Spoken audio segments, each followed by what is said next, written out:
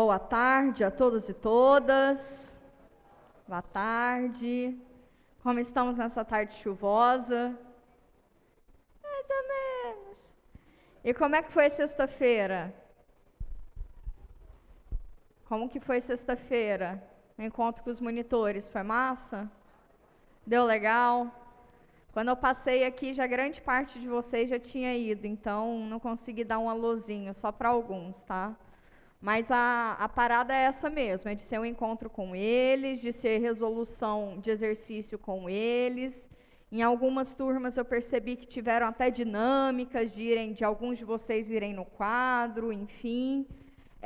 Esse momento é de vocês mesmos, tá? Para poder tirar dúvidas com eles e mais do que isso, ver o mesmo conteúdo com outro olhar, né? Com outra explicação. Isso dá toda a diferença para vocês, tá?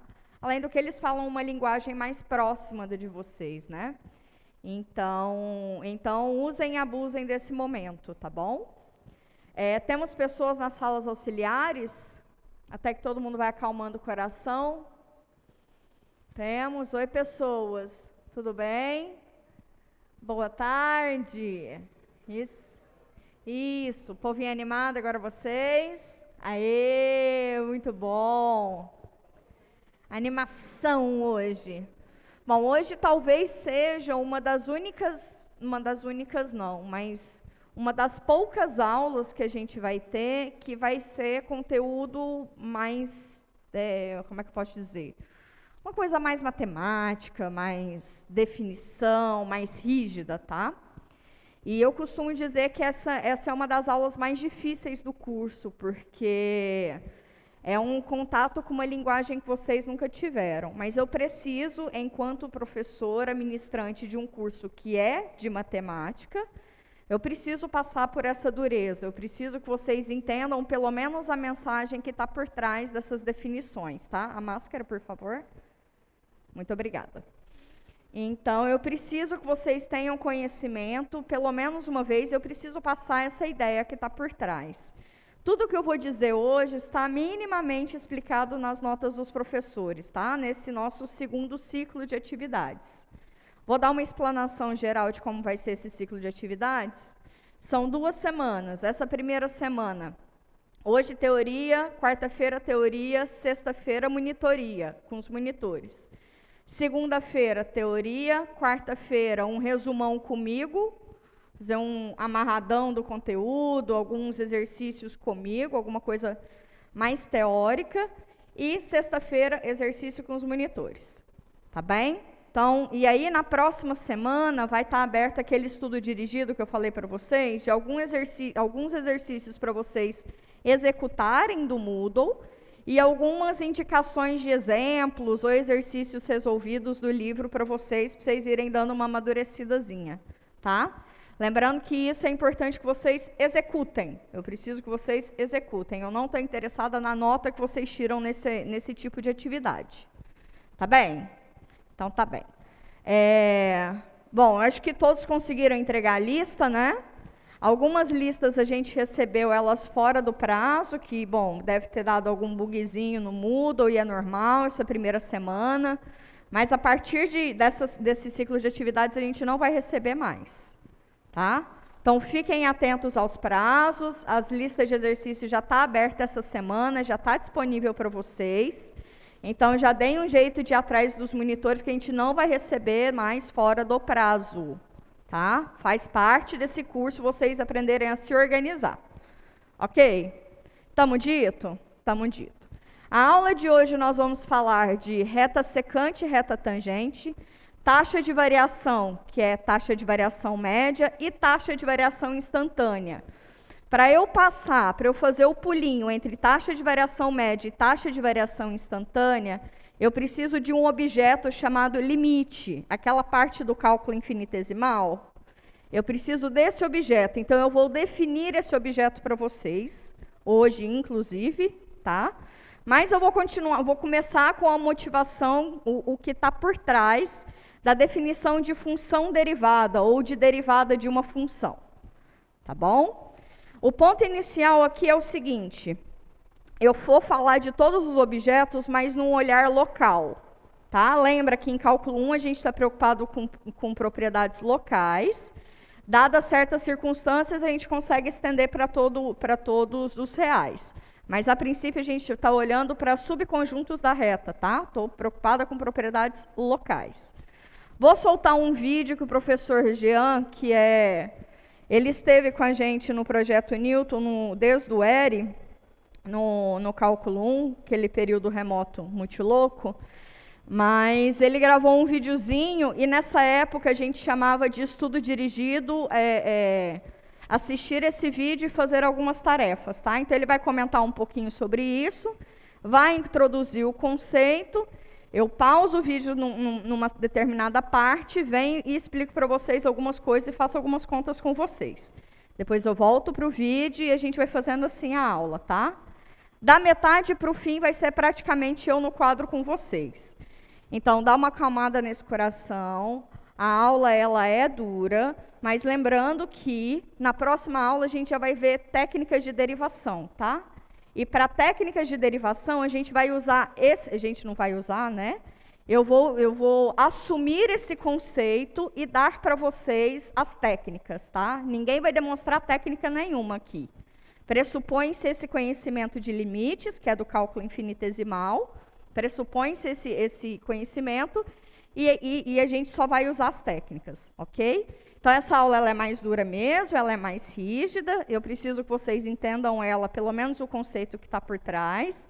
Não vão embora muito rápido, tá? É importante ficar um pouquinho mais de tempo. Mas lembrando que na próxima aula a gente já vai vir com técnicas de derivação, mas eu preciso justificar as técnicas de derivação, por isso é a aula de hoje. Tá bem? Disse muita coisa. Vamos começar? Nossa, disse mesmo. Vamos lá. Vou soltar aqui o vídeo dele. 3, 2, 1. Bom vídeo, gente. Olá, pessoal. No estudo dirigido de hoje, vamos começar a falar de velocidade instantânea, de inclinação de reta tangente e, propriamente dito, da derivada. Nos últimos conteúdos, estávamos abordando uma revisão de pré-cálculo, que vai ser um conteúdo extremamente importante para esse estudo, tanto do conteúdo de derivada quanto do conteúdo de integral, que iremos ver mais à frente no curso. Então vamos lá. Eu vou começar com uma motivação para o estudo tanto da velocidade instantânea como da reta tangente.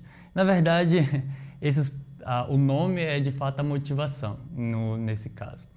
Porque a motivação de estudar a derivada, que é o objetivo que a gente tem em mente, primeiro, quando eu tenho um objeto e ele está se movendo e a função com a qual ele se move, essa função posição dele, essa função ela é conhecida. Então, vamos supor que eu tenho um objeto se movendo e eu conheço o S de t em função do t, e o que eu quero determinar é a velocidade.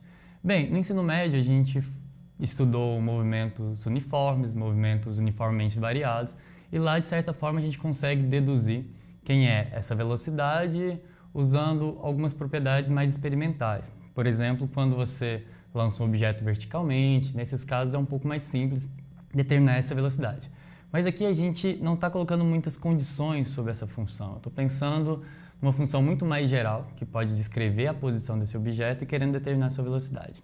Então isso é uma das motivações do estudo de derivada, e é isso que a gente vai tentar responder no estudo dirigido de hoje e nos demais estudos dirigidos. Bem, uma segunda motivação que vai fazer sentido em breve, qual a conexão disso com velocidade, dado o gráfico de uma função, suponha que eu tenho aqui um gráfico de uma função e eu tenho um determinado ponto A aqui, f de A, e suponha que por esse ponto eu desejo traçar uma reta que seja tangente ao gráfico dessa função. Então eu quero basicamente considerar essa reta aqui, essa reta que eu vou chamar de reta R, e eu quero determinar a inclinação dessa reta tangente. Eu quero determinar de fato a reta tangente, a sua equação. E aí esse problema está intimamente relacionado com o problema da velocidade, a gente vai ver em breve, e com uma coisa que é um pouco mais geral, que é o conceito de taxa de variação. Então, vamos tentar introduzir esse conceito. O que é uma taxa de variação? E, nesse caso específico, uma taxa de variação média. Considere uma função f, uma função real f, e um valor h, que é um valor positivo. Esse h é maior do que zero. E a gente vai chamar esse h, no decorrer do estudo dirigido, de incremento. A taxa de variação média, que eu deixei aqui em negrito, ela é entre dois pontos, no caso x mais h, que é esse meu incremento, e x é o quociente dado da seguinte forma. Isso aqui retoma um pouco lá aquela notação de física do ensino médio, que era, só que lá era um ΔS sobre um ΔT, mas aqui a minha função é f e a variável que eu estou considerando é a variável x. Então eu tenho uma variação na f, então eu tenho um quociente entre uma variação da imagem da função com um quociente no domínio dessa função. Então isso me dá, se eu fizer, eu posso simplificar essa continha, o x cancela com menos x, eu ficaria com f de x mais h menos f de x sobre h. Então, a esse quociente eu chamo de taxa de variação.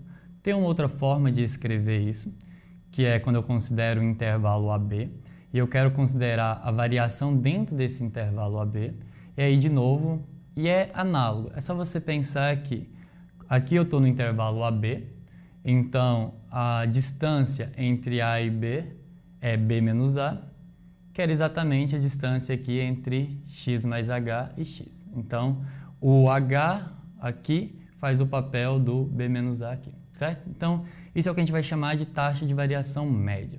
Essa a gente já conhece, então a gente conhece velocidade média, a gente conhece lá no conteúdo de pré-cálculo, a gente viu como calcular uma reta secante, a equação de uma reta secante, e lá a gente aprende que o coeficiente angular da reta secante nada mais é do que uma taxa de variação dessa reta, ou seja, um y1 menos y0 sobre x1 menos x0 me dá a inclinação da reta secante. E aqui começa a conectar essas duas coisas, o que é a velocidade média com o que é a inclinação de uma reta secante, com a ideia mais geral um pouco de taxa de variação.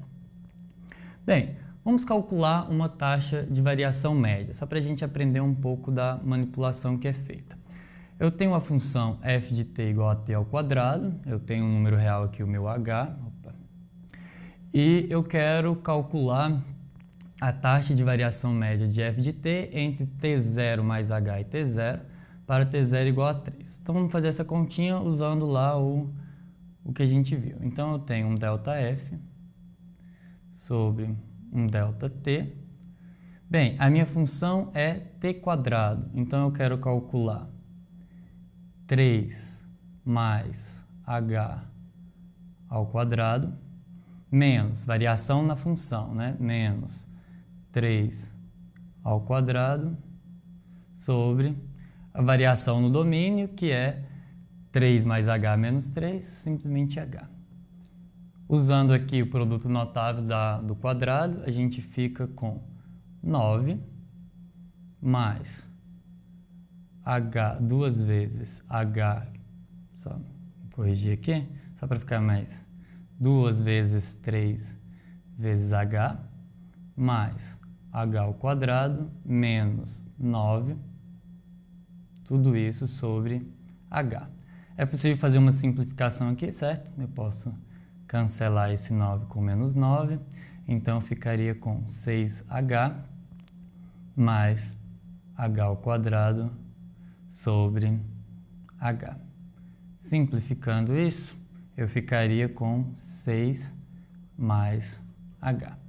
Então, isso que me dá a variação, se eu procuro aqui a minha taxa de variação média entre 3 mais h e 3, eu ficaria com 6 mais h, onde esse h aqui é um número positivo. Bem, aqui no nosso exemplo eu ainda peço para fazer o seguinte, calcular essa mesma expressão, só que agora em vez de considerar 3 mais h e 3, eu quero considerar 3 e 3 menos h. A minha sugestão é, eu gostaria que vocês pausassem o vídeo e fizessem esse cálculo fazendo essa pequena substituição. Façam o mesmo que eu fiz aqui, tentem Pausando, vocês vão ver o que está aqui na tela. Tentem fazer ao contrário. Bem, o que vocês têm que chegar é na mesma expressão. E isso vai ser importante para a gente entender algumas coisas no decorrer do curso. Por fim, eu também quero que vocês tentem o seguinte. Faça a mesma conta, só que agora não substitua um número. Deixa T0 mesmo. Então, coloca T0 aqui, coloca T0 aqui. Faz essa conta com T0. Vocês vão ver que essa conta ela é o que a gente chama de uma conta genérica. Não muda muito se eu trocar um número por uma letra. E fazer esse tipo de manipulação vai ser muito importante no estudo do quociente de Newton, de derivadas e o que a gente vai ver pela frente. Então, vamos avançar. Comigo? Estamos comigo? Agora está melhor mesmo a saída. Então, vem. Taxa de variação ou taxa de variação média, que são os mesmos objetos, tá? É a mesma coisa. Eu não me lembro se nas notas está taxa de variação média, mas é o mesmo objeto, tá? Bom, então eu parto da onde? Aqui a gente vai dar como se fosse uma interpretação física para a taxa de variação. Então eu teria como se fosse um objeto deslocando a função de deslocamento, por exemplo, é essa parábola, tá? Eu posso ter uma historinha aqui envolvida. Mas o que é mais importante são os objetos que a gente vai definir a partir disso, tá bom? Então, tá bom. Então, eu tenho... Se a gente não pensar na descrição física, se eu não contar uma historinha, o meu ponto de partida é, eu tenho uma função real de variável real, tá? Eu vou pegar um ponto T0 aqui do meu intervalo, né? Isso aqui é o domínio da minha função, ok? Lembrando que eu tenho só propriedades locais, tá bom? Então, eu estou partindo de um intervalo, subintervalo da reta. E Hzinho maior que 0, a gente vai chamar de incremento, ele é um trocinho muito pequenininho. Por exemplo, 0,1, ele é um número muito pequenininho. Muito, muito pequenininho mesmo. Aqui a gente vai pegar um H grande só para critério de visualização mesmo, tá? Só critério mais didático mesmo. Mas esse é um trocinho bem pequenininho, por isso incremento, né? Só um trocinho a mais. Beleza. Bom, o que é a taxa de variação em um intervalo, no intervalo especificamente de 3 a 5, tá? O camarada à esquerda é 3, o camarada à direita é 5. Intervalo fechado, 3 e 5. Taxa de variação é a variação da função, o que a função varia ao longo do seu domínio, ao longo daquele intervalo estabelecido, né? ΔF sobre ΔT. Lembra lá do seu ensino básico, se isso aqui é uma função de deslocamento, ΔS sobre ΔT ou ΔF sobre ΔT seria a velocidade média, não é isso? Então, é esse o ganchinho que a gente vai fazer entre velocidade média e velocidade instantânea, tá bom? Esse pulinho do gato. Bom, então a taxa de variação nesse intervalo, a taxa de variação é definida como sendo a variação da função na variação daquele intervalo, né? Eu até escrevi aqui do lado, taxa de variação é esse objeto. Então, ele é a função avaliada no ponto final, menos a função avaliada no ponto inicial, sobre o ponto final, menos o ponto inicial, não é isso? Sim? Simprão. Simprão. Aqui, a função faz o quê? Pega o camarada lá e calcula o quadrado dele. Então, f de 5 é 5 ao quadrado, f de 3 é 3 ao quadrado, 5 menos 3 é 2, então dá 25 menos 9, ok? 16 sobre 2, 8 unidades de, sei lá, qualquer coisa, eu não estou preocupada com essas unidades, tá bom? Agora, vamos começar a dar uma generalizada nisso. Eu peguei aqui um intervalo bem específico, né? Eu peguei entre dois pontos bem específicos. Qual é o ganchinho daqui para cá? 5 é a mesma coisa que 3 mais 2, não é isso? Então, meu H aqui de baixo vai ser a mesma coisa, esse intervalo aqui é a mesma coisa que esse quando H é igual a 2, certo? Então, já vamos começar a entender as coisas mais genéricas, mais gerais. Então, quem é a taxa de variação dessa mesma função nesse intervalo? Bom, é a variação em f pela variação em t. Então, é a função avaliada no extremo maior menos a função avaliada no extremo menor, sobre o extremo maior menos o extremo menor desse intervalo. Percebam que isso daqui é o que dá a propriedade de ser local, né? O local onde? Aqui, nesse intervalinho. Ok. E a taxa de variação média é média em relação a algum intervalo dado, né? Então, é muito específico isso. Até agora está muito específico. Ok. Então, isso aqui é o f no ponto final menos o f no ponto inicial sobre o ponto final menos o ponto inicial. A função faz o quê? Pega o camarada lá dentro e calcula o seu quadrado.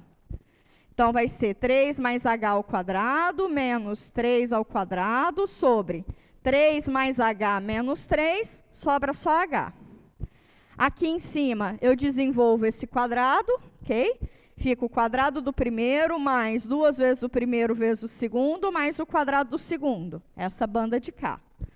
Menos, quem é 3 ao quadrado, é 9. Lá em cima, eu estou somando e subtraindo 9, Beijão falou valeu. Sobra 6h mais h ao quadrado sobre h. Eu tenho h tanto aqui em cima, quanto aqui embaixo, né? Eu posso colocar fator comum em evidência, não posso? Eu tenho um h aqui multiplicando, que é comum a esse h aqui, e tem esse h aqui embaixo, para eu poder cancelar, né? Então, vai ficar 6h mais h ao quadrado sobre h, colocando o h aqui em cima em evidência. Por quê? Porque agora eu vou multiplicar, estou multiplicando e dividindo por h. Isso aqui é a mesma coisa que 1. Então, sobra 6 mais h, que é exatamente o que o professor achou lá no vídeo.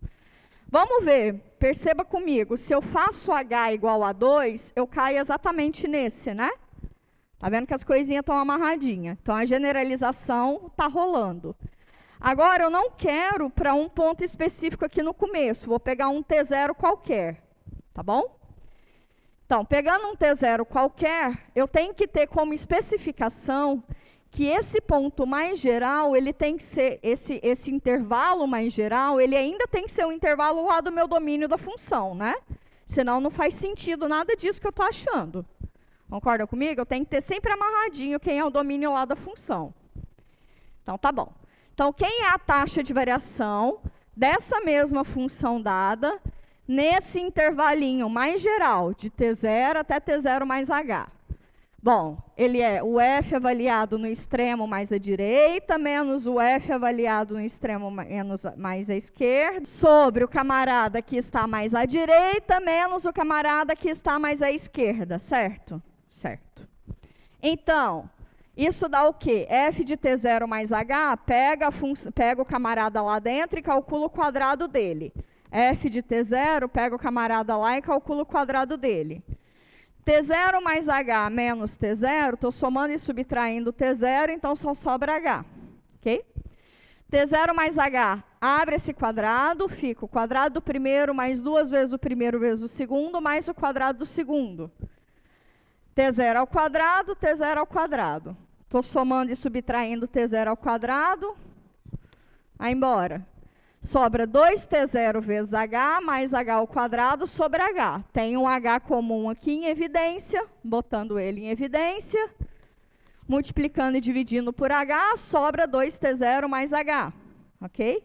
Percebam que se, nesse mesmo caso, se eu fizer T0 igual a 3 e H igual a 2, eu caio de novo naquele mesmo intervalo, não é? Então, esse camarada aqui é uma generalização daquele fulaninho ali inicial que a gente começou, tá?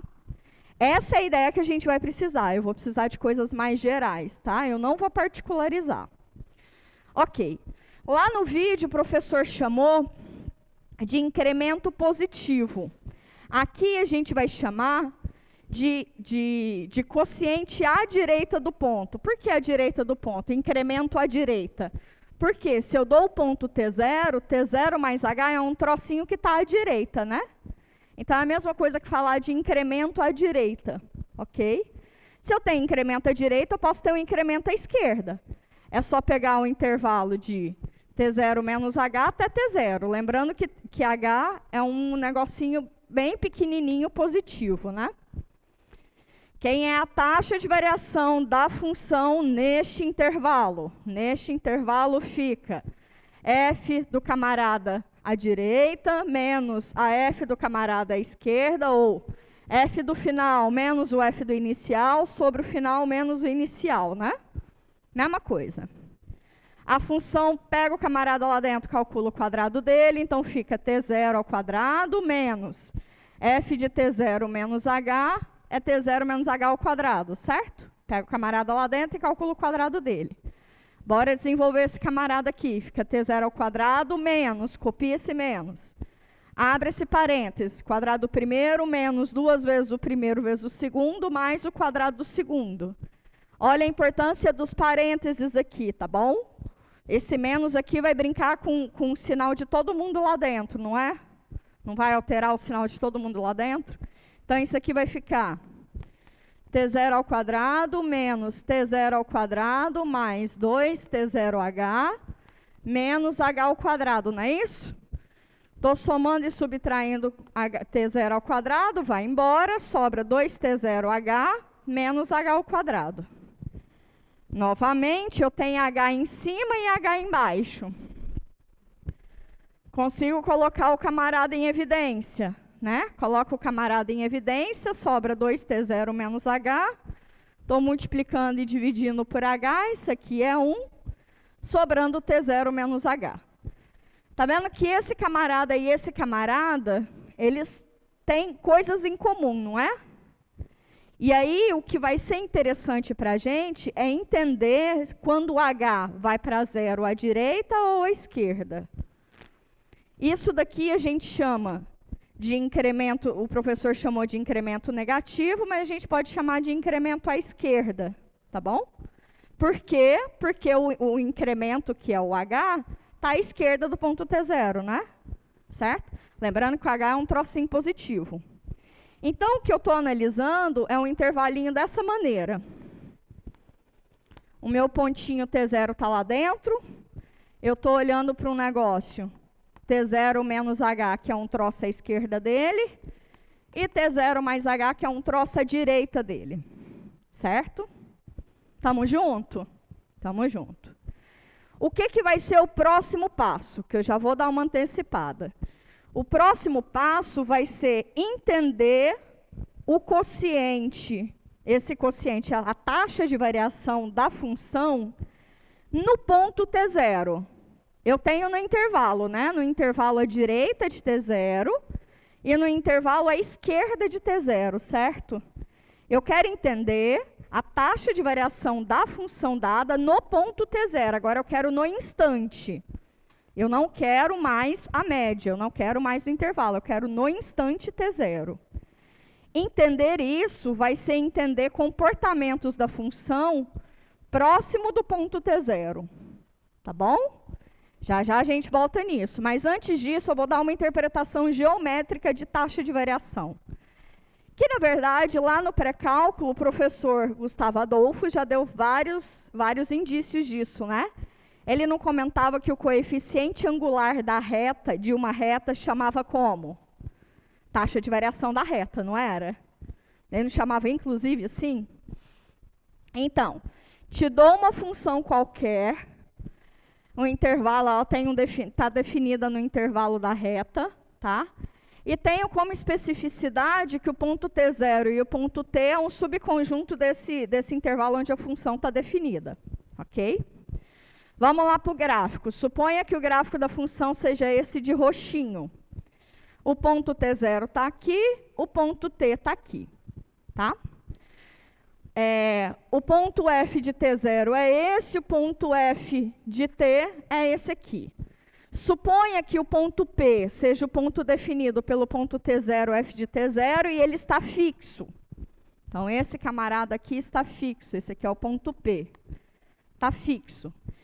E esse camarada aqui, que ele pode ser qualquer outro, desde que esteja à direita da função. Tá bom? Desde que esteja à direita da função. Bom, se eu olhar para a reta determinada por esses dois pontos, que são pontos distintos da função, eu tenho a equação da reta secante, não é? Certo? Se eu dou dois pontos de uma reta, e essa reta está sobre a função, são pontos distintos, são pontos que estão na função. Ponto Q, por exemplo, está aqui. Se eu tenho 2 pontos e uma função, a reta que passa por esses 2 pontos é a reta secante à função passando por esses 2 pontos, certo? Eu não sei se vocês se lembram lá de geometria euclidiana plana, que dados 2 pontos, existe uma única reta passando por eles, não é isso? Ou então, dados um ponto e um coeficiente angular, existe uma única reta passando por esses 2 pontos também. Na lista de equipe de monitoria, se não me engano de vocês, tem exercício disso, tá? Prestem atenção. Então, ok. Eu tenho 2 pontos, então eu consigo falar da equação da reta, tá? Quem é esse camarada aqui? A equação da reta, lembra do ioiô michiochô? Lembra disso? Então, eu te dou o ponto x0, y0, o ponto x e y. A reta passando por esses 2 pontos é y menos y0, igual ao coeficiente angular dessa reta, vezes x menos x0, não é isso? Na nossa linguagem, o y é a função no ponto. Então, um ponto, se é esse com esse aqui está mais à direita desse, então fica f de t menos f de t0, o coeficiente angular dessa reta, que vai ser uma reta secante, t menos t0. Por outro lado, o que mais que a gente tem? Esse coeficiente angular, esse camarada aqui, ele é exatamente olhar para a variação, para a taxa de variação da função, nesse intervalo de tempo, não é isso? Nesse intervalinho aqui do meu domínio, de t0 até t, não é isso? Concordam comigo? Sim? Então, o coeficiente angular dessa reta é exatamente essa taxa de variação. Como a gente acabou de ver, isso aqui é o f no maior menos o f no menor sobre o camarada maior menos o camarada menor, não é isso? Sim? Não é a mesma coisa? Ok. Se eu fizer uma mudancinha, se eu chamar só esse meu t, que está à direita de t0, de t0 mais h, só fazer uma mudancinha de variável.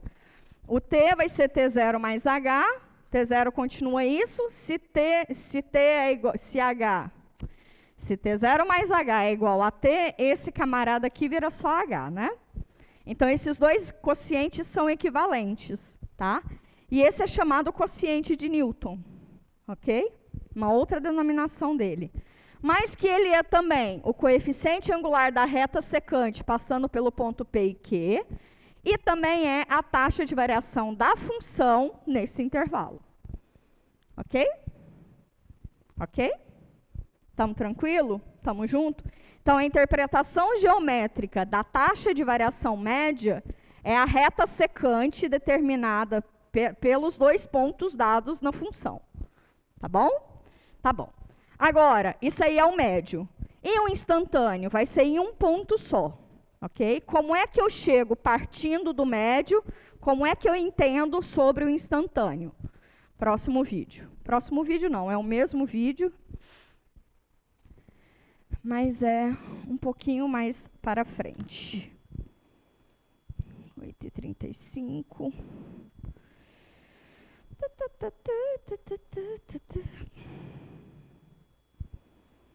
Ok.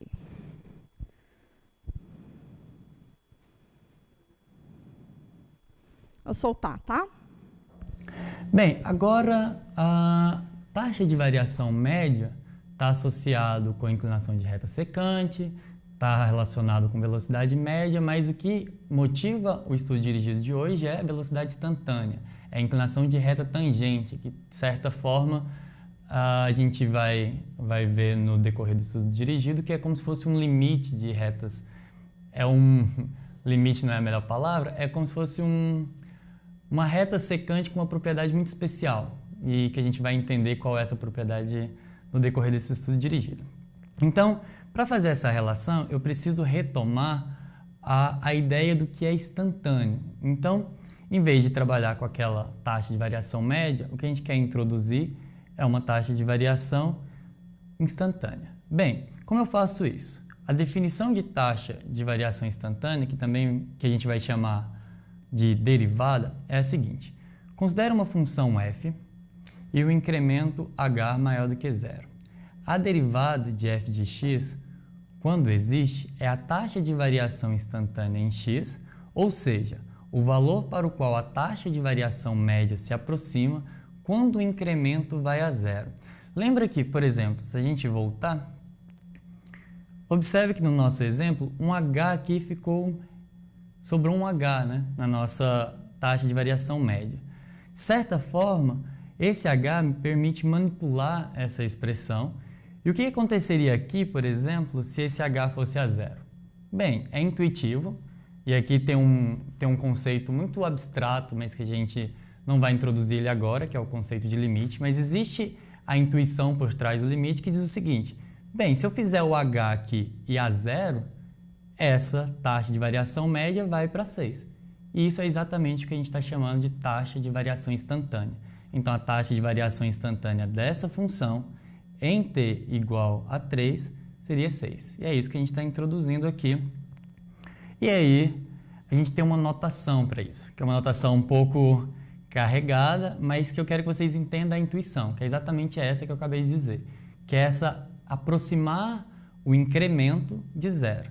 Então, a gente denota isso por esse símbolo de limite, que vocês vão ver bastante no livro-texto, e ele diz que exatamente o que a gente acabou de fazer lá no exemplo, eu quero calcular a taxa de variação média quando esse incremento está se aproximando de zero. A gente lê isso como sendo o limite de f de x mais h menos f de x sobre h quando h vai a zero. Então, essa é a forma de ler essa expressão. E aqui a gente lê como o limite da variação média quando o ΔX vai a zero. Uma outra notação para isso é que, assim como a gente definiu a variação média para um intervalo AB, a gente também pode calcular a derivada usando esse intervalo AB da seguinte maneira. O limite de f de b menos f de a quando b se aproxima de a. Então é isso que a gente chama de derivada. E agora sim a gente entra num tema que é especificamente do cálculo 1, que provavelmente vocês ainda não tiveram contato. Bem, vamos usar isso e vamos fazer um exemplo. Vamos considerar o seguinte exemplo. Eu tenho a função f de t igual a t ao quadrado e eu quero calcular agora. Olá, pessoal. Essa é a professora que vocês têm mesmo. Bora lá, eu vou explicar um pouquinho melhor. Arruma sua máscara, por favor. Vou explicar um pouquinho melhor essa ligação entre um e outro, tá? E aí eu defino formalmente para vocês. Então, vem cá, vamos voltar aqui para o nosso exemplo. Lembra que a gente fez a taxa de variação média no intervalo com incremento positivo à direita, né? E isso daqui me deu um valor. E depois, quando eu fiz a taxa de variação média com incremento positivo à esquerda, me deu um outro valor. A menos de h é a mesma coisa, né? A menos de h é a mesma coisa. Bom, então o que acontece? Qual que é a ideia que está por trás? Conforme eu faço h tender a zero, o que significa h tender a zero? O h para mim, por exemplo, é um número 2, ok? Vamos olhar aqui nessa banda positiva. T0 mais 2, independente do T0. T0 mais 2. Se eu vou fazendo h tender a zero, eu vou diminuindo h, não é? T0 mais 1 é menor do que T0 mais 2, não é isso? Então, tá para cá. T0 mais meio é menor ainda que T0 mais 1, não é isso? Tá para cá. T0 mais 1 quarto é menor ainda porque tá para cá, não é isso? Conforme eu faço h tender a zero, esse intervalinho vai chegando perto desse ponto, não é isso? Sim? Eu vou acabando com esse intervalinho na banda à direita. Ok. Vamos olhar aqui o que acontece na banda à esquerda. H é um número positivo, não é isso? T0 menos H, por exemplo, T0 menos 2. Está aqui. T0, se eu fizer H menor, então eu vou para T0 menos 1, por exemplo. Certo? H é igual a 1. Esse camarada está aqui, né? Porque T0 menos 2 é menor do que T0 menos 1. Concorda comigo? Então, vai estar para cá. T0 menos meio, vai estar para cá. T0 menos 1 quarto, vai estar para cá. Então, quando eu fizer H tender a zero pela esquerda, porque ele está à esquerda do ponto T0, eu vou chegar no ponto T0, não é isso? A ideia que está de tender à direita e à esquerda é essa ideia, porque depende do meu intervalinho, da onde eu estou olhando. Então, agora a gente pode voltar com a ideia que está aqui e formalizar isso. Depois eu venho e defino direitinho o que significa o símbolo que eu vou definir agora, tá? Que eu vou falar agora. Então, a taxa de variação instantânea nada mais é que você pegar a taxa de variação média no limite, tá? Então, eu vou pegar a taxa de variação média à direita. Se eu olho o limite, quer dizer o quê? Esse intervalinho ΔT é o comprimento desse intervalo, não é isso? O comprimento desse intervalo ir para zero é a mesma coisa que o h ir para zero, não é isso? Se eu faço esse h diminuir muito, é a mesma coisa que diminuir o comprimento do intervalo, que é o ΔT, que é a mesma coisa que fazer h ir para zero, certo? Então, pegar o comprimento do intervalo e fazer ele a zero no meu quociente, lá na minha taxa de variação média, é a mesma coisa que fazer nesse intervalinho o h ir para zero, não é? Da minha taxa de variação média. Quem é essa taxa de variação média? A gente acabou de escrever ela 75 vezes aqui, certo? Esse limite a gente define como sendo esse número. Isso aqui vai ser um número, tá? Isso aqui vai ser um número.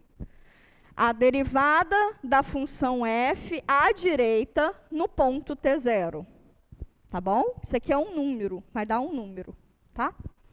Ok. No intervalinho à esquerda, é de maneira análoga. Se eu faço o intervalinho tender a zero, na minha taxa de variação média, é equivalente eu fazer o h tender a zero. Só que ele vai tender a zero com valores à esquerda, por quê? Porque ele está à esquerda do ponto T0. De quem? Desse quociente, ok? Esse número, ele vai ser definido como sendo a derivada da função à esquerda no ponto T0, tá? E aí a gente diz que a função possui derivada, a função f possui derivada no ponto T0, se existem esses dois limites laterais, se existe a derivada à esquerda e à direita, se eles existem, são os números, e são iguais. Se eles existirem, forem números e é igual, então a gente define como a derivada da função no ponto T0, como sendo o limite desse quociente de Newton, com h tendendo a zero, ok? Que é a mesma coisa que se eu só fizer uma mudancinha de variável, que nem eu tinha feito antes com vocês, se chamar T0 mais h de t, é esse quociente, é a mesma coisa. Entenderam a conexão? Entenderam que tem um rigorzinho aí por trás, né? Vamos olhar aqui no nosso exemplo. Esse daqui, se eu tomar o limite de ΔT tendendo a zero, que é equivalente a tomar o limite de h tendendo a zero pela direita nesse quociente, certo? Se eu fizer, então, o limite de h tendendo a zero pela direita naquele quociente é a mesma coisa que fazer nesse camarada, né? Isso, aquele quociente é igual a isso aqui, tomar aquele limite é a mesma coisa que tomar aqui. H tender a zero, isso aqui é uma função linear, é super comportadinho. Vocês podem só avaliar, nessa circunstância, vocês podem só avaliar H igual a zero aqui, tá? Que essa função aqui não tem problema nenhum. Então, fazer H igual a zero, aqui vai para onde? Vai para 2t0, não é isso? Beleza. Então, 2t0 é a derivada da função à direita no ponto T0, né? A função f, que é a função t quadrado. Ok. À direita, perdão. Agora vamos olhar à esquerda. Passo o limite de k de quando ΔT vai para zero, que é a mesma coisa que olhar o limite de quando h vai para zero pela esquerda dessa função, né? 2t0 menos h. Essa aqui é uma função linear, não tem problema nenhum. Fazer h tender a zero é o mesmo substituir h igual a zero nela. Então, esse limite aqui vai para onde? Não ouvi.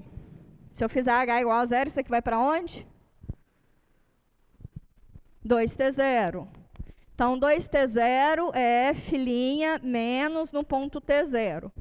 Existe a derivada da função no ponto t0 à esquerda e existe a derivada da função no ponto t0 à direita.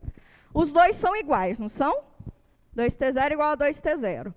Então, existe a derivada da função no ponto t0 e ele vai ser exatamente igual a 2t0. O que eu acabei de definir com vocês? A derivada dessa função, f de t igual a t ao quadrado, no ponto t0, é igual a 2t0. Ok? Foi isso que eu acabei de mostrar para vocês. Tá? Então, agora, a partir de agora, eu vou comentar com vocês a interpretação geométrica disso, mas a partir de agora, quando vocês virem a derivada de uma função, o que tem que estar em vocês é o seguinte: se a função ela é derivável, é porque existem as derivadas laterais para todos os pontos, elas são iguais e são iguais à função, e aí eu consigo definir a função derivada. Tá bom? Tá joia? Tá bem, eu vou definir com vocês formalmente limite, já que a gente está usando esse objeto, e fazer já a interpretação geométrica de derivada de função. Em um ponto. Os dois juntos.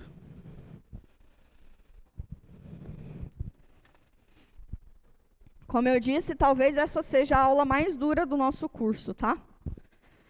Ai. Vou fazer primeiro a interpretação geométrica e depois eu defino formalmente limite, tá bom? Interpretação geométrica.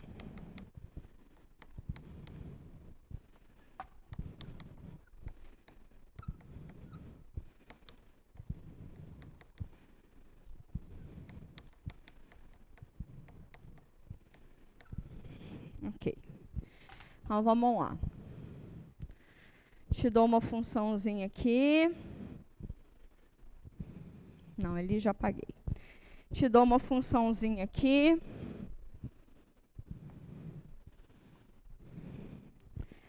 Te dou um ponto aqui.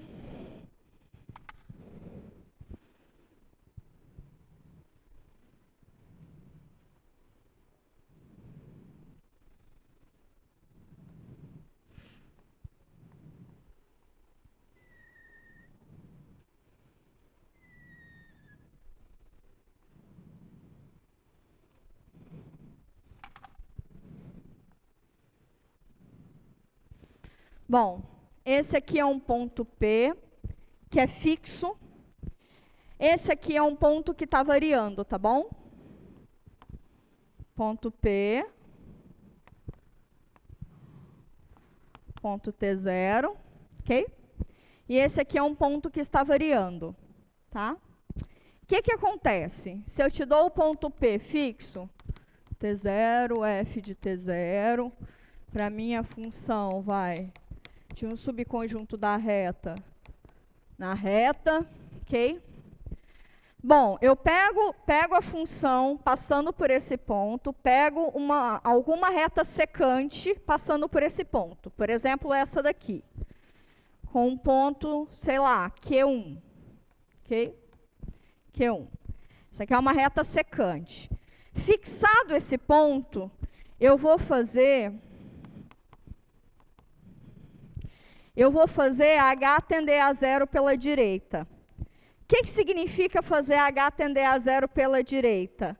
Quer dizer que eu vou pegando todas as retas secantes, tá? Vou pegando todas as retas secantes, passando por esse ponto fixo, determinados por esse outro ponto, tá?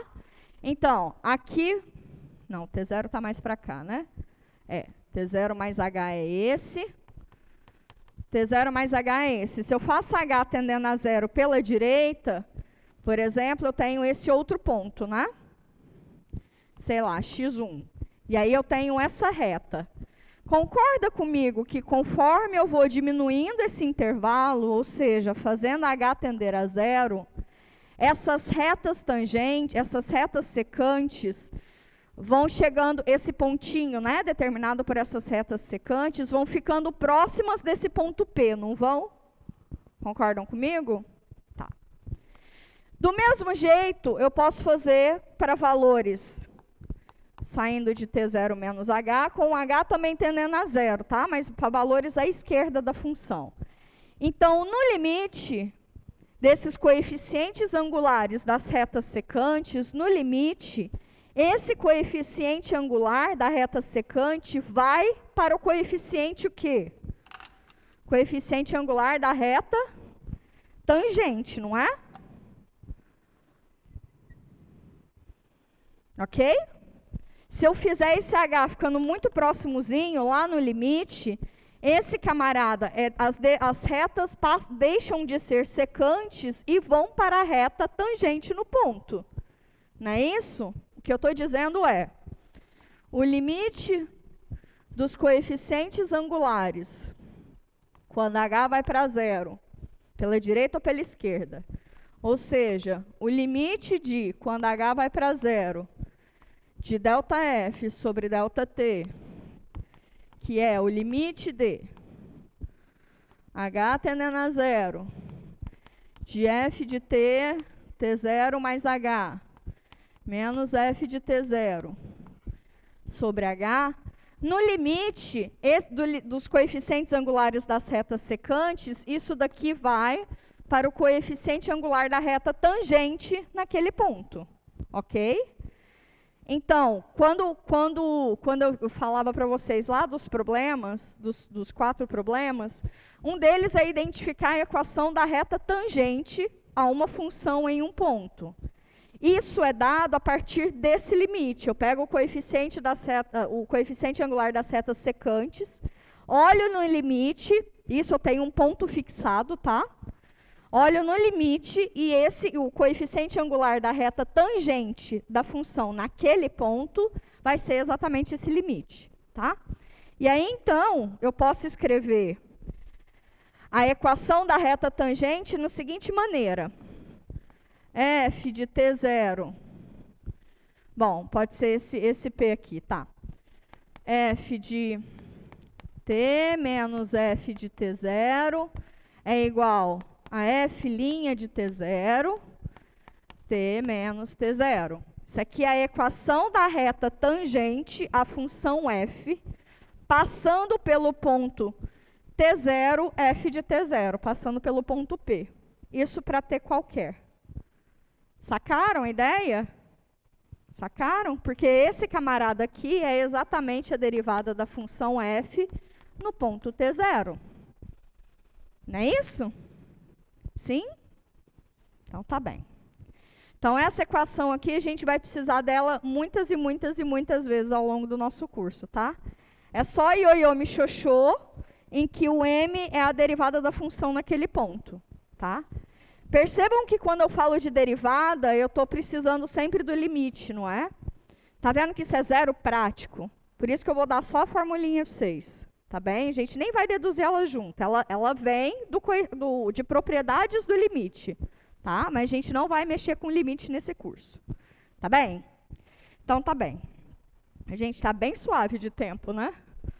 Eu enchi o saco e não quero mais passar o vídeo que eu separei. Mas, enfim, faz parte da vida. Tá. Eu vou definir formalmente limite para vocês agora. E aí, depois... Não, eu posso definir depois. Vamos ver um exemplo, calcular um exemplo pela definição de derivada de função em um ponto, tá? Vamos ver um exemplo, depois a gente vê um outro exemplo, que é calcular a equação da reta tangente de uma função em um ponto.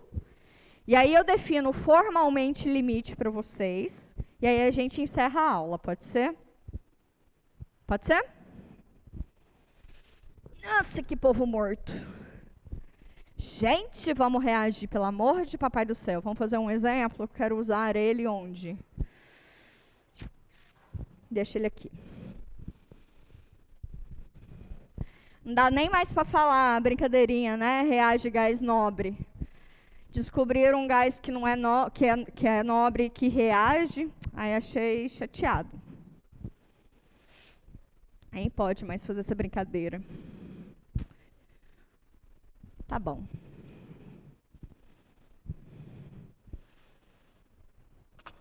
Vamos pegar o seguinte exemplo.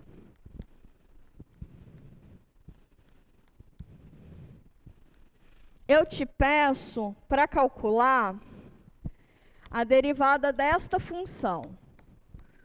Da função modular. Até agora a gente sabe derivada de função em um ponto, né? Isso é uma propriedade local. Então eu quero o ponto x0 igual a 0. Tá? A pergunta é, existe a derivada nesse ponto? Se existir a derivada nesse ponto, tem que existir as derivadas laterais e elas serem iguais, não é isso? Sim? Então tá bom. Para eu analisar as derivadas laterais, eu tenho que pegar no intervalinho à direita e no intervalinho à esquerda, não é isso? Do ponto dado. Hzinho incremento positivo. Né? Eu tenho que olhar o limite da taxa de variação da função nesses dois intervalos, não é isso? Qual que é a taxa de variação da função nesse intervalo? Δf sobre Δx, aqui a variável é x. É o quê? É o f no maior menos o f no menor sobre o comprimento do intervalo. Qual que é o comprimento desse intervalo? H. Ok? Certo? F de 0 mais H é f de H.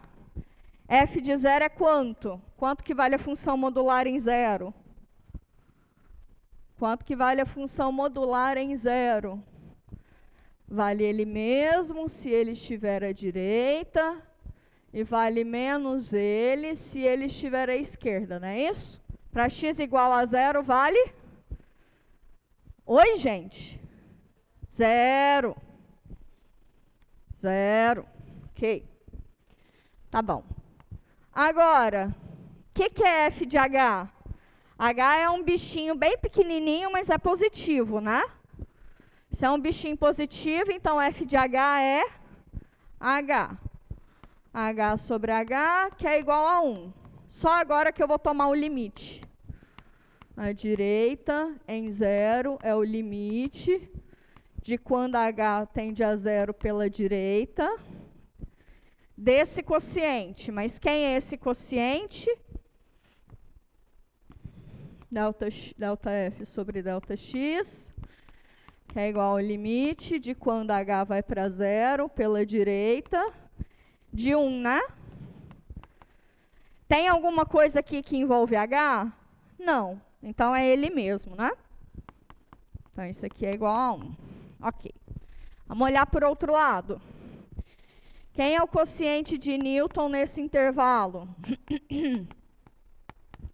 É o F no maior menos o F no menor sobre o comprimento do intervalo. Qual que é o comprimento desse intervalo? H. Ok? F de 0. 0. Então, lá em cima fica menos F de menos H sobre H. Ok? Vou pôr aqui um parentezinho, que é ruim, mas a gente precisa dele.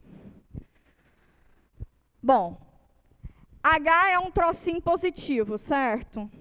Então, F de menos H é a F em algum trocinho negativo, não é isso? Certo? O que a F faz num troço negativo? Leva em menos ele, não é isso? Então, aqui dentro fica o quê? A F vai levar em menos ele, né? Tá claro? Ok? Ok? Ok. Então, aqui tem menos com menos, mais com menos, menos. Então, isso aqui vai para menos H sobre H, que é igual a menos 1. Então, quem é a derivada lateral à esquerda da função no ponto x igual a zero. É o limite de quando h tende a zero pela esquerda do quociente de Newton sobre ΔX. Mas esse quociente de Newton me deu quantos? Aqui seria melhor ΔX ir para zero. ΔX ir para zero. Ok.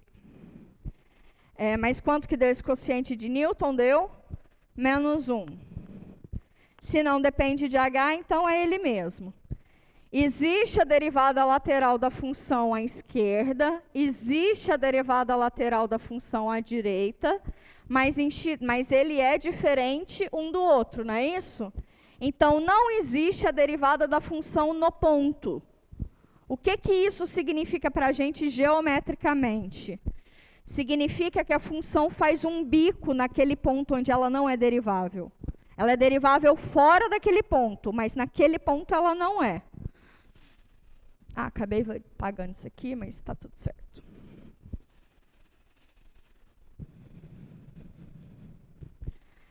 Graficamente, isso nos diz o seguinte.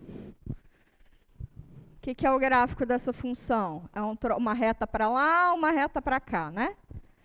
Para todos os pontos, a função é linear. Função linear, vocês vão ver depois que é a função derivável. Então, fora de x igual a zero, a função é derivável.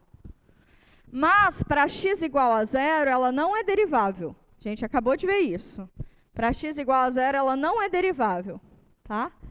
Geometricamente, isso nos acusa que em x igual a zero, a função vai fazer um bico. Um bico ou uma cúspide, ok? Isso aí é chamado ponto não singular, depende da bibliografia, fala que é ponto singular, enfim, depende de como é que vocês definem, tá bom? Mas a função faz um bico lá. Ou, de maneira mais geral, a gente diz que a função não é suave. Ela é dita suave se ela é derivável. A gente diz que a função é suave se ela é derivável em todos os pontos e possui mais de uma derivada em cada um dos pontos, tá bom? Tá bem? Então tá bem. Pronto, esse era um exemplo importante para fazer. E aí, se a função não é derivável nesse ponto, quer dizer que não tem reta tangente nesse ponto, né? Existiria uma reta para ser uma reta cujo que seja paralela ao eixo AX? Não, né? Não tem uma reta com coeficiente angular sendo zero, né? Então, tá bem. Outra coisa. Outro exemplo. Tá, vamos fazer da função raiz de x, achar a equação da reta tangente em um ponto. E aí eu defino formalmente limite para vocês, tá?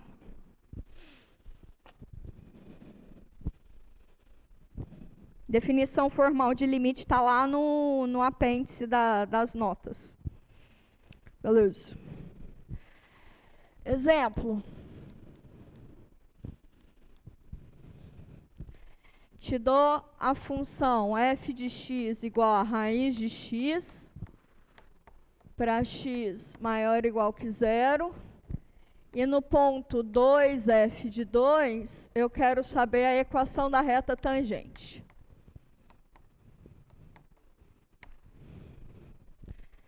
Como é que é a equação da reta tangente?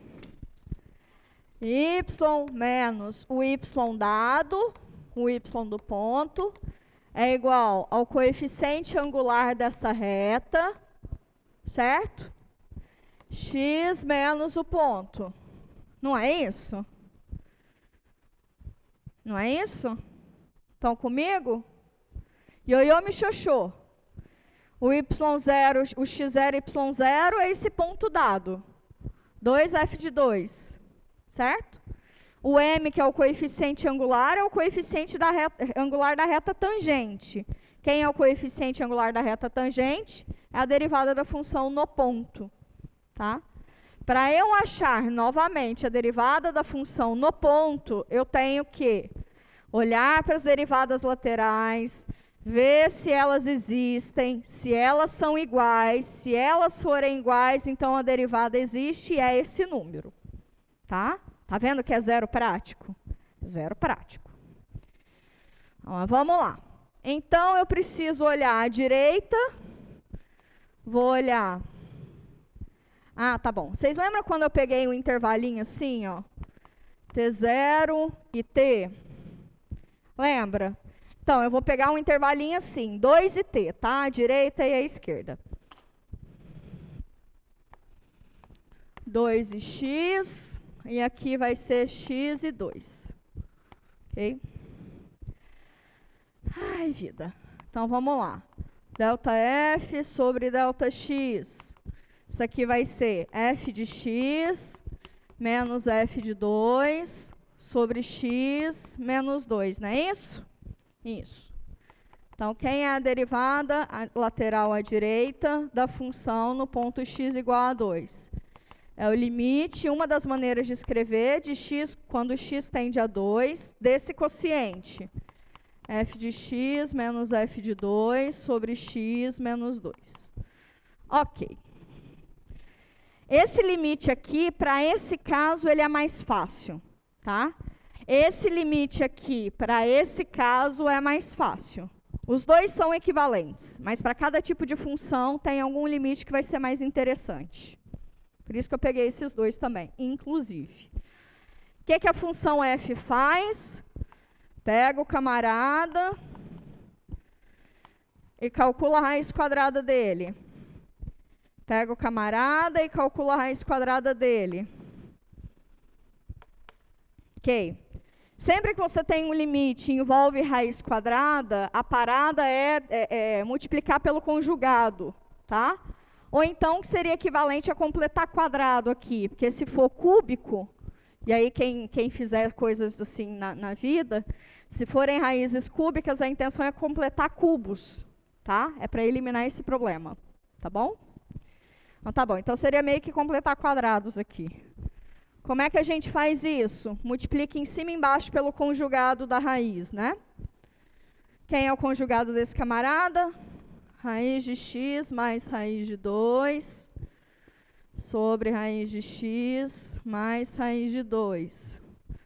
Eu gosto de fazer isso só para vocês darem mais valor na escolha de não trabalhar com limite, tá? Isso aqui seria um trenzinho doído para vocês. Então, tá bom. Carrego o limite de x tendendo a 2. Aqui eu estou completando quadrado, né? Então, isso aqui é a mesma coisa que a menos b vezes a mais b, né? Então, fica a ao quadrado menos b ao quadrado, não é isso? Se você fizer um chuveirinho aí. Então, fica o quadrado do primeiro, raiz de x ao quadrado, menos o quadrado do segundo, raiz de 2 ao quadrado. Embaixo, copia. Não mexe nele, não.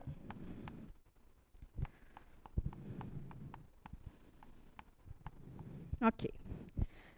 Aqui, raiz de x ao quadrado é igual ao módulo de x. Ok? É o módulo de x. Mas o x está sempre à direita de 2. Então, ele é sempre positivo. Então, o módulo de x, nesse caso, é exatamente o x, não é isso?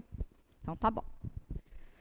Aqui fica limite de x tendendo a 2 de x. Esse aqui, raiz ao quadrado, é o mesmo que o próprio camarada lá dentro, né?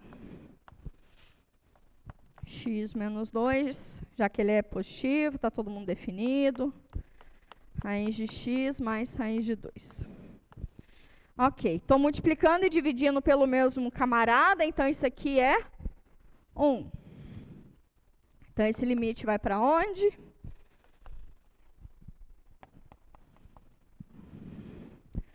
Vai para 1 sobre raiz de x mais raiz de 2. Um dos motivos que a gente fez essa manipulação algébrica é porque lá no denominador eu estou indo para 0, não é isso? E lá no numerador também estou indo para 0, não é isso? Existe 0 sobre 0? Não, isso é um tipo de indeterminação, tá? A gente chama isso de indeterminação. Então, para sair dessa indeterminação, eu preciso fazer manipulações algébricas. Por isso que eu fiz, nesse caso aqui, essa daqui resolve o problema. O quociente que você obtém é isso, né? Que não está indo nada para zero, não tem nenhum tipo de indeterminação nesse quociente. Então, se o x vai para 2, esse aqui vai para 1 sobre raiz de 2 mais raiz de 2, que é quantos? 1 sobre 2, raiz de 2. Ok? Daria para fazer, daria para fazer também à esquerda, vai dar a mesma coisa, vocês podem fazer isso, tá? Como conclusão, a gente tem que a equação da reta tangente, então, da função, passando pelo ponto f de 2, que é o mesmo que raiz de 2, é a derivada da função em 2, que é 1 sobre 2, raiz de 2, x menos 2. Não precisa desenvolver, não precisa passar ninguém para lugar nenhum, tá ótimo assim para mim, tá? Ela não precisa estar reduzida, não. Ela pode estar da sua maneira mais geral mesmo, tá bom? Mas de maneira geral, a derivada dessa função, ela vai ser 1 sobre 2, dá o tombo e subtrai 1 no expoente, menos meio. Então, fica 1 sobre 2, raiz de x, tá bom? Semana que vem não, quarta-feira a gente vai ver isso. Tá bom. Lembrando que para eu poder falar da função derivada de uma função, a função dada tem que ser derivável em todos os pontos, tá bom? Senão eu não consigo falar isso. Beleza, vamos definir formalmente limite, para dizer que eu nunca disse das flores.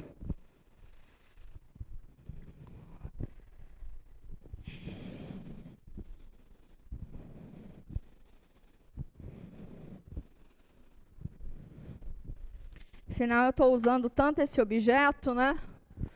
Que eu preciso definir ele. Definição formal. Então, pega uma função qualquer.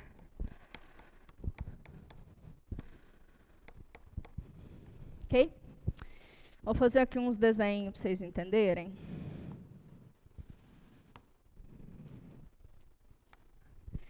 Limite nada mais é que uma relação, entender qual é a relação de controle entre o domínio e a imagem dessa função, tá?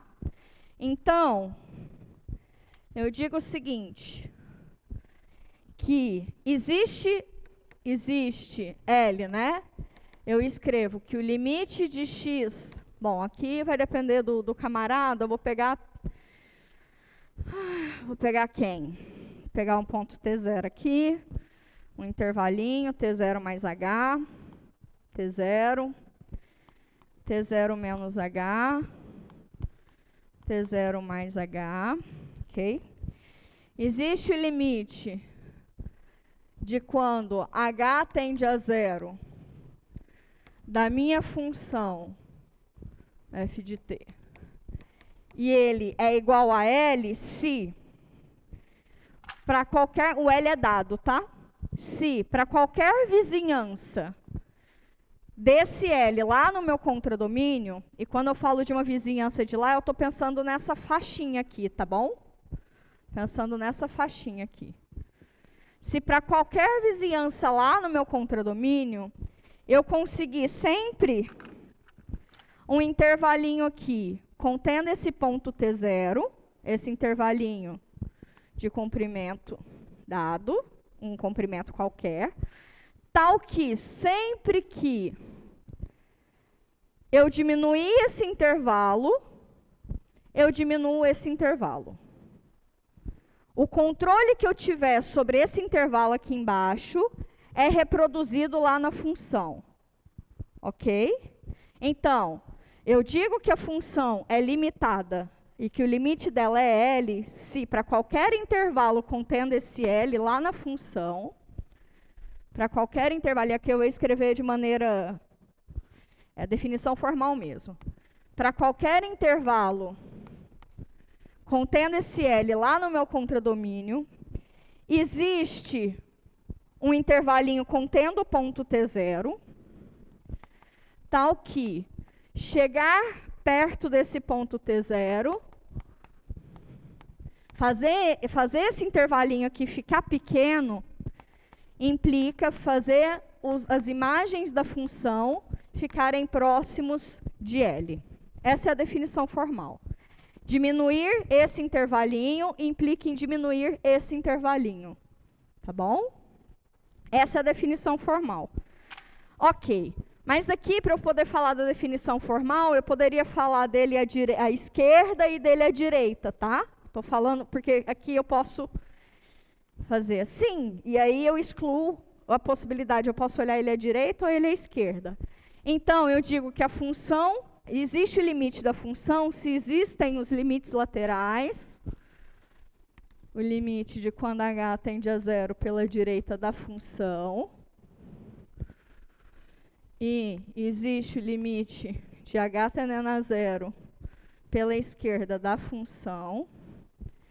Se eles existem, são iguais, aí eu digo então que existe esse limite e ele é exatamente igual a L. Ok? Então, para falar de função limitada em um ponto, eu preciso entender a vizinhança do ponto. O que é que está acontecendo próximo a esse ponto? Tanto no meu domínio, quanto na minha imagem. Função ser limitada pressupõe um controle da função, tanto no meu contradomínio, quanto no meu domínio. Tá bom? E aí eu digo que uma função, ela é contínua em um ponto, se os limites laterais da função existem, são iguais, ou seja, essa função é limitada desse ponto, e mais do que isso, esse L foi exatamente igual à função no ponto, né? Essa aqui é a função no ponto.